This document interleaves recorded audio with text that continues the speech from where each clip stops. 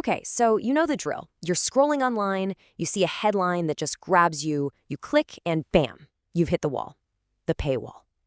Yep, we've all been there. Today, we are going to try and break down this digital barrier that's, well, completely reshaping how we get our news. And that's really the perfect way to describe it, isn't it? They're the internet's ultimate frenemy. We get why they exist. I mean, journalists have to eat, right? But man, the frustration is real. It's this constant tug of war between our desire for information and the economics behind creating it.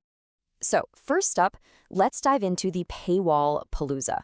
We're going to walk through a couple of scenarios that I'm guessing are going to feel just a little too familiar to you. Okay, just picture this for a second. A journalist spends weeks, maybe months, chasing down a massive story. It's a huge scoop. They finally publish it, and they're so excited for the world to see it. But then they have to go on social media and promote it with a catch. It's this really weird conflict where the person who made the news is almost fighting against their own company just to get people to read it. And this right here, this just shows you both sides of that wall perfectly. On one side, you've got the journalist, thrilled to share their hard work. And on the other, you've got the reader, whose curiosity just slams into a wall of disappointment. That connection is totally broken before it even had a chance to start. Oh, and here's another classic. The original publisher does all the heavy lifting, right? But because their awesome content is locked behind a paywall, some other site just summarizes it. And they get all the traffic, all the social media buzz, all the ad money. The original outlet is just left shouting into the wind, basically becoming a victim of its own success. And of course, the one we've all hit a million times. The headline is so juicy, so irresistible, you just have to know what happens next. But it's a trap. They dangle this incredible promise in front of you, only to snatch it away and replace it with a subscription box. It's the ultimate bait and switch. So we know how it feels to run into one of these things, but what is a paywall, really? As it turns out, they actually come in a few different flavors. All right, let's break them down. First, you've got the metered paywall. This is the one that gives you, say, 5 free articles a month before it asks you to pay up. Then there's the hard paywall. 0 freebies, you got to pay from the very first click. A soft paywall is kind of a mix, where some content is free for everyone, but the premium stuff is locked. And finally, you have the dynamic paywall, which is the really clever one. It actually uses your browsing data to figure out the perfect moment to ask you for money.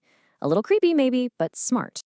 Okay, knowing the types is one thing, but that leads us to the real heart of the issue, the billion-dollar question for all these publishers.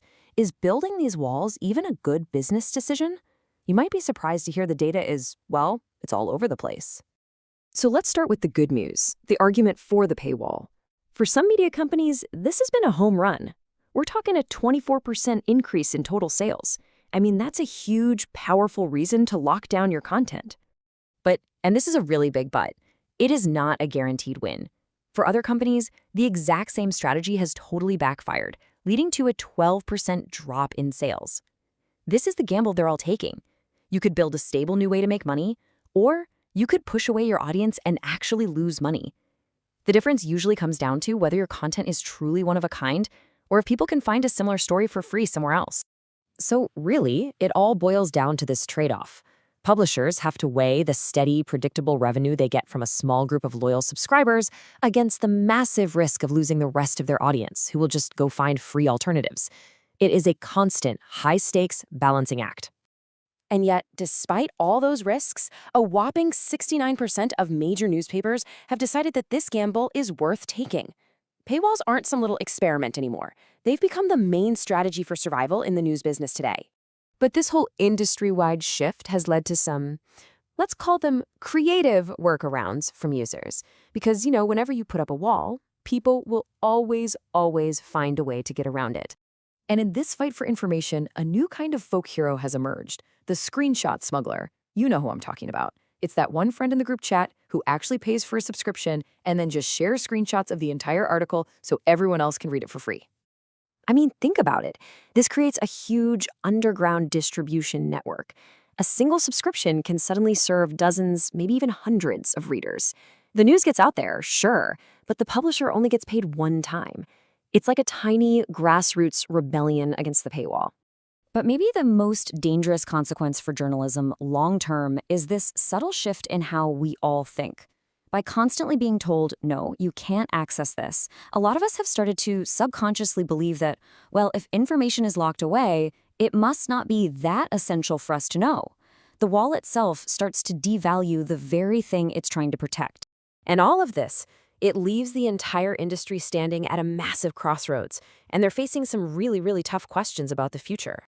This is question number one, the big one. In a world with a literal ocean of free content, are you making something so unique, so insightful, that people literally cannot get it anywhere else? It's not enough to just be news anymore. You have to be essential. Then you've got the whole civic duty question.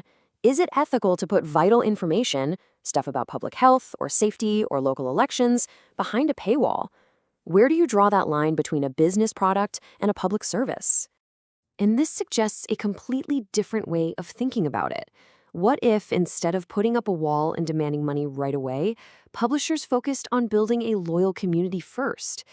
Provide amazing value, build trust over time, and then ask for payment. It becomes less of a toll and more of a way to support something you already know and love. And at the end of the day, it all comes back to this fundamental conflict. Information, by its nature, wants to spread and be free. But the people who create that information, they need to be paid for their work. This is the central paradox of our entire digital age.